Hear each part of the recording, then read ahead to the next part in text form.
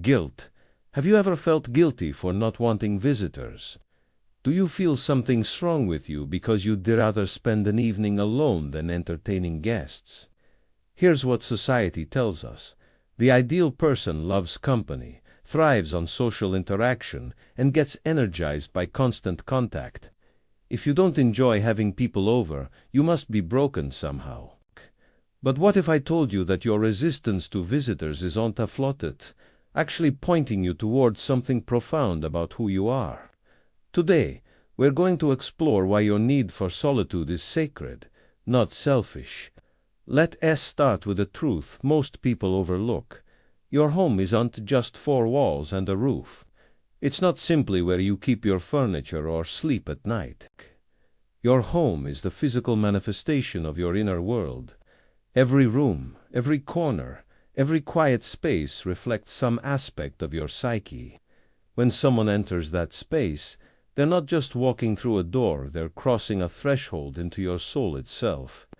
Think about what happens after a long day. You've been wearing your social face, playing various roles, the employee, the friend, the responsible adult. When you come home, you're finally returning to yourself.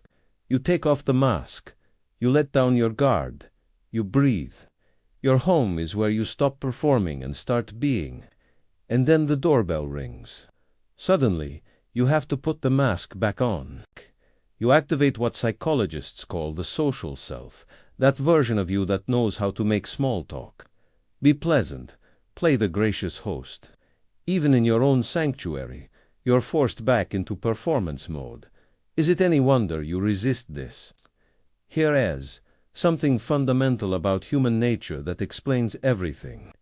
There are essentially two ways people relate to the world. Some people gain energy from the outside. They're recharged by contact, stimulation, and the presence of others. Put them in a room full of people, and they light up. The external world fills their tank. But others work in precisely the opposite way. Their energy comes from within. They're recharged by solitude, by silence, by the absence of external demands. The world outside doesn't fill them up, it drains them. If you're in this second group, your home is where you go to refill the well. Understanding this changes everything. You're not being difficult when you don't want visitors. You're not being antisocial when you prefer an empty house. You're simply honoring the way your particular instrument is tuned. A violin doesn't apologize for not sounding like a drum. A river doesn't apologize for flowing downhill. And you don't need to apologize for needing solitude the way others need company. There is another dimension to this that nobody talks about. Your resistance to visitors might be protecting something precious. When you're doing deep inner work understanding yourself, processing emotions, working through complex thoughts, you need uninterrupted space. You need silence. You need privacy. Imagine working on a delicate puzzle. You've got all the pieces spread out.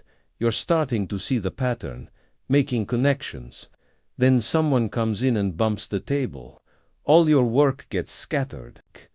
That's what visitors can feel like when you're doing the deep work of understanding yourself. This isn't rudeness. This is your psyche trying to protect its integrity. Your unconscious knows you're not ready to have certain things disturbed. You're still sorting through your own inner landscape, and the presence of another person makes that work impossible. The work of becoming yourself, the real work happens in privacy. It happens in silence. It happens when you're alone with your thoughts, feelings, questions, and fears. It happens when there's no one to perform for, no one to please, no one whose expectations you have to meet. Let's talk about something crucial, the mask we wear in company. This social face isn't false exactly, but it's not the whole truth either. It's a necessary adaptation. But when we wear it too long, when we wear it even in our own homes, we start to lose touch with who we really are underneath. Every time you welcome a visitor when you don't really want to, every time you smile and make conversation when what you really want is silence, every time you act friendly when your soul is crying out for solitude, you're abandoning yourself. You're choosing the comfort of social acceptability over the truth of your own needs. And here, the trap.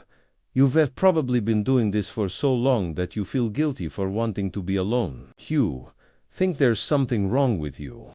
You think you should enjoy having people over, should be more hospitable, more welcoming, more social. But who says? Who made that rule?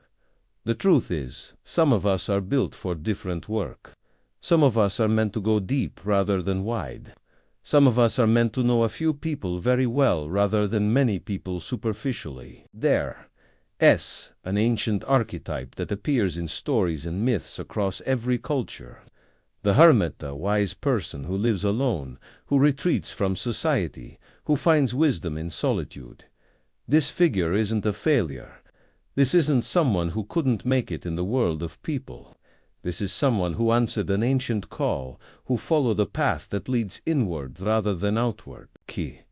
We live in a time when people are drowning in constant stimulation. Everyone is always available, always connected, always responding to the demands of others. The phone rings. The messages pile up. The obligations multiply and people wonder why they feel exhausted, scattered, lost. They've forgotten how to be alone with themselves. They've forgotten that the soul needs silence the way the body needs sleep. When you feel that resistance to having visitors, when you want to keep your door closed, when you prefer an evening alone, you're not rejecting life. You're honoring it. Hear what you need to hear. Your need for solitude is not a problem to be fixed. Your resistance to visitors is not a character flaw. Your desire to protect your space is not selfishness, it's wisdom. You have permission to say no. You have permission to protect your solitude like the treasure it is. The world doesn't just need social butterflies and extroverts. The world needs people who go deep, who think long thoughts, who sit with difficult questions, who aren't distracted by constant social obligation. The world needs people who know how to be alone without being lonely, who can find richness in silence, who can sit in an empty room and discover that the room is actually full. And here's what's remarkable. When you honor your need for solitude, when you stop fighting against your own nature, when you stop feeling guilty for wanting to be alone, you become more authentic. When you do choose to be with others, you're truly there, not scattered, not depleted, not wishing you were somewhere else. You can give from a full cup instead of an empty one. But to fill that cup, you need silence. You need space. You need your home to be a sanctuary, not a stage. So the next time someone wants to visit and you feel that familiar resistance, don't judge it. Listen to what it's telling you. You are not broken. You are not difficult. You are not wrong. You are simply someone who knows that the most important relationship you'll ever have is the one with yourself. And that relationship requires time, space, and silence to grow. Your home is not a public space. Your energy is not communal property. Your time is not there for the taking. Sometimes the kindest thing you can do for yourself is close the door, turn the lock, and sit in the silence of your own company. Because that's where you're most at home. That's where you're most yourself. That's where you remember what matters. Trust the wisdom of your resistance. Your need for solitude is pointing you towards something essential about who you are. The light of understanding discovered in solitude lives in you too.